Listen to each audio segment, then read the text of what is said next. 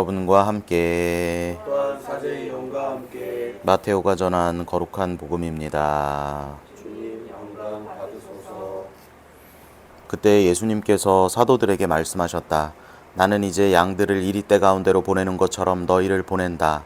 그러므로 뱀처럼 슬기롭고 비둘기처럼 순박하게 되어라. 사람들을 조심하여라. 그들이 너희를 의회에 넘기고 회당에서 채찍질을 할 것이다. 또 너희는 나 때문에 총독들과 임금들 앞에 끌려가 그들과 다른 민족들에게 증언할 것이다. 사람들이 너희를 넘길 때 어떻게 말할까, 무엇을 말할까 걱정하지 마라. 너희가 무엇을 말해야 할지 그때 너희에게 일러주실 것이다. 사실 말하는 이는 너희가 아니라 너희 안에서 말씀하시는 아버지의 영이시다. 형제가 형제를 넘겨 죽게 하고 아버지가 자식을 그렇게 하며 자식들도 부모를 거슬러 일어나 죽게 할 것이다. 그리고 너희는 내 이름 때문에 모든 사람에게 미움을 받을 것이다. 그러나 끝까지 견디는 이는 구원을 받을 것이다. 어떤 고을에서 너희를 박해하거든 다른 고을로 피하여라. 내가 진실로 너희에게 말한다. 너희가 이스라엘의 고을들을 다 돌기 전에 사람의 아들이 올 것이다.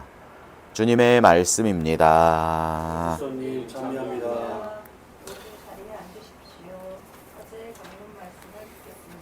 참 예수님. 예수님. 네, 오늘 우리는 창세기의 말씀과 마테오 복음의 말씀 안에서 이 마지막에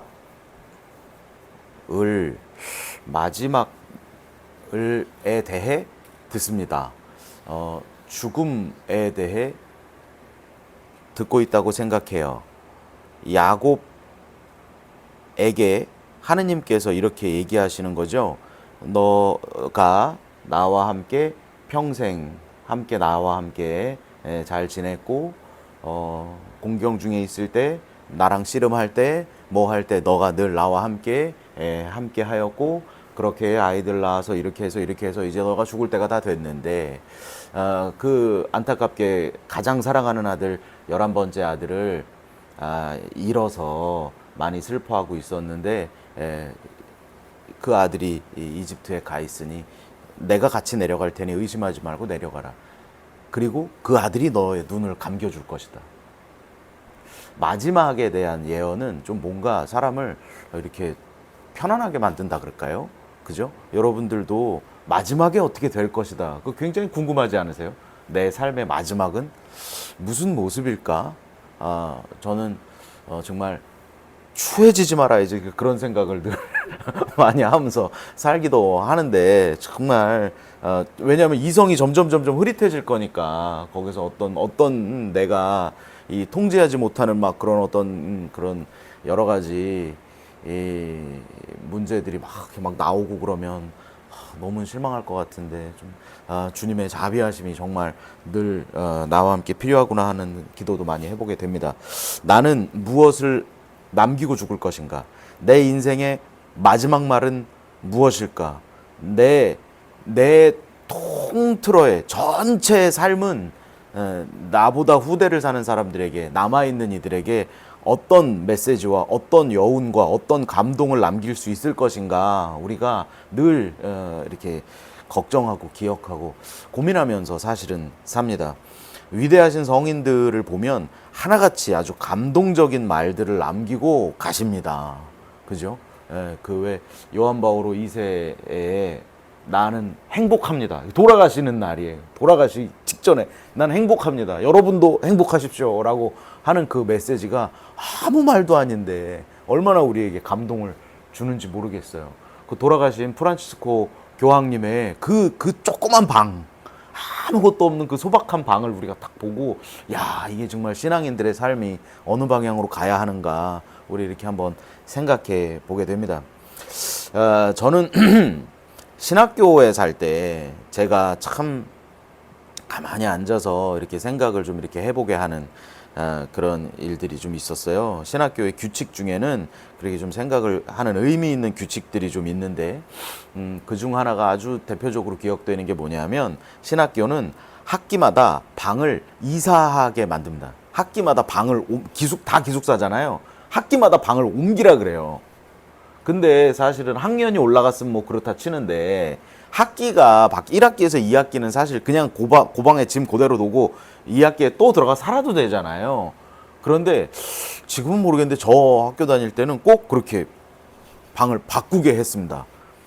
그렇게 하면서 뭐 대청소를 하는 어떤 그런 효과도 있기도 있지만, 그렇게 하면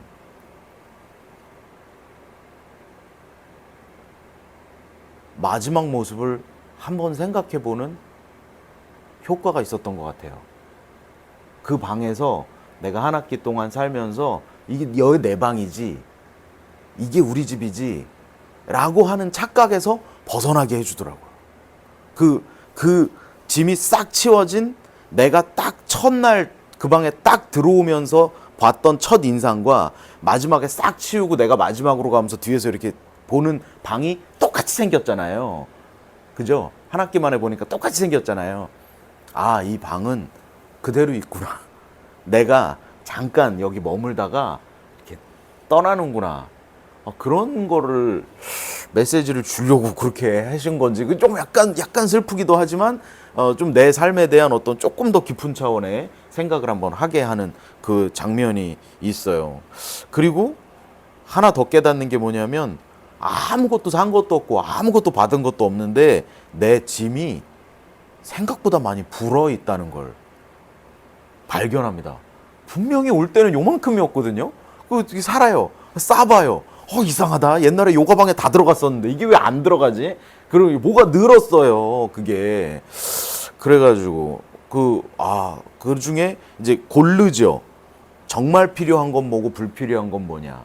그래서 그 불필요한 것들을 또 한 번씩 덜어내는 그 두 가지 의미가 있었다고 생각을 합니다. 그렇게 매 학기마다 짐을 싸고 풀고 하면서 아무리 줄여도 사람인지라 그게 조금씩 늘더군요, 짐이. 처음에 신학교 입학했을 때는 한 요만한 방에 이제 4명 살았는데요.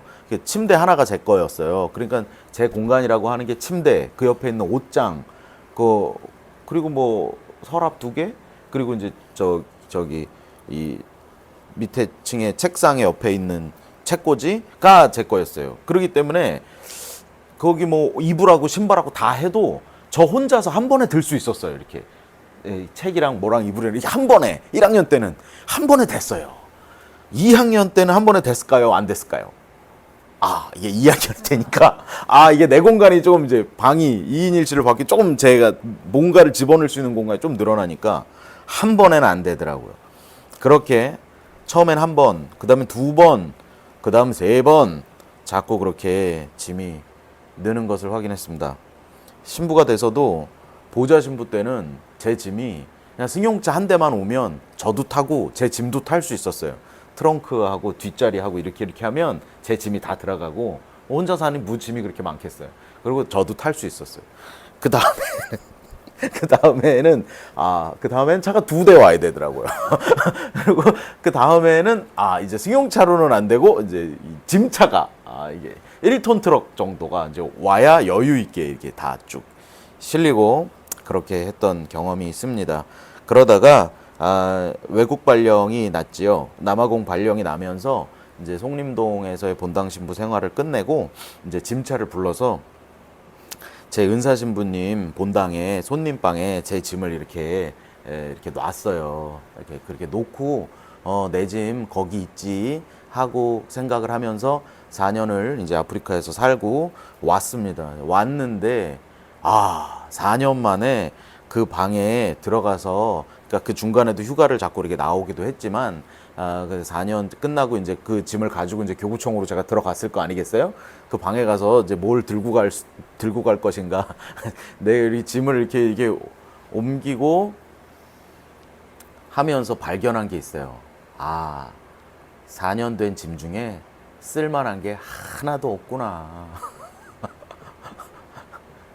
예, 옷도 다 낡았고, 뭐 책도 다 낡았고, 뭐 다 낡았어요. 뭐가 컴퓨터도 다 낡았고, 내가 이걸 왜 부여잡고 굳이 내가 이걸 왜 여기다 이렇게 갖다 놨지? 그런 생각이 들었습니다. 그리고 나서 지금 이제 교구청에서 6년 살았는데 또 짐이 또 늘어나 있겠죠. 만약에 제가 또 다시 어딘가로 또 발령이 나거나 특히 외국 발령이 나면 정말 이번에는 꼭 필요한 것들만 남기고 대부분 짐을 잘 정리해 봐야 되겠습니다. 마지막을 준비하는 삶, 죽음을 직면하고 사는 삶은 신앙생활의 본질입니다. 그런 삶을 더 적극적으로 살기 위해서 최초로 수도 규칙을 만들고 세상과 격리된 삶을 사신 분이 바로 오늘 우리가 축일로 기리는 베네딕토 성인입니다. 돌아가신 뒤에 공개된 프란치스코 교황님의 작은 방을 기억합니다. 얼마 전에 콘클라베라는 영화를 봤어요. 그 교황이 되기 위해서 투표를 하는 게 콘클라베잖아요. 이렇게 하얀 연기, 까만 연기. 그 영화를 보니까 그 작가의 그 상상력을 느낄 수 있더라고요.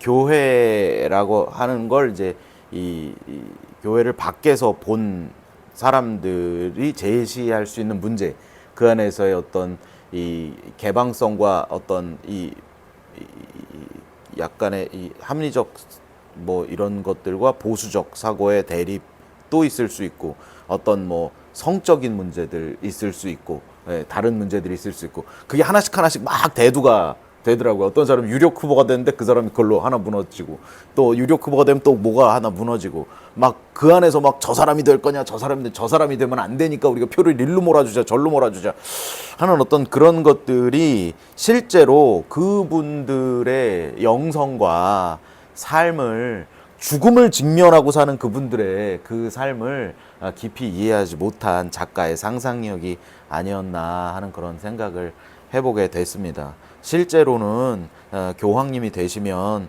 정말 프란치스코 프란치스코 교황님의 그 작은 방처럼 더욱더 많은 것을 내려놓고 더욱더 죽음과 직면하여 더욱더 주님과 함께 걸어가는 삶을 사시는 것이 아닌가. 그러니까 요번에도 왜 투표하시고 이렇게 교황님 안 되신 추기경님들이 싹 웃으면서 촥 교황님만 해갖고 나오시고 수고해 그러고 나가시잖아요. 네, 하여튼 그래서 우리가 다 이 부르심 받은 대로 각자의 역할대로 우리가 신앙생활을 각자의 자리에서 열심히 하는데, 우리가 늘 기억해야 하는 것은 마지막 내 모습, 내가 세상을 살면서 마지막 날에 의미 있는 것과 의미 없는 것, 어떤 것들이 더 가치 있는 것으로 남을 것인가 라고 하는 것들 우리가 이렇게 잘 가치 판단을 해서 더욱더 옳은 일에, 더욱더 의미 있는 일에 우리의 힘과 노력을 써보면 좋겠습니다. 오늘 특별히 우리의 이 여러 가지 이 계획은 하지만 잘 못하는 우리를 위해서 또 성모님께 우리가 늘 전구하면서 기도 드리잖아요. 그래서 성모송을 보면 천주의 성모 마리아님, 이제와 저희 죽을 때 저희를 위해서 기도해 달라고 하는 어떤 그런 내용 우리가 늘 기억하고 신앙생활 안에서 반복해서 계속해서 우리의 뜻을 유지할 수 있는 기도 자주자주 해보는 지혜로운 신앙인 되면 좋겠습니다. 아멘.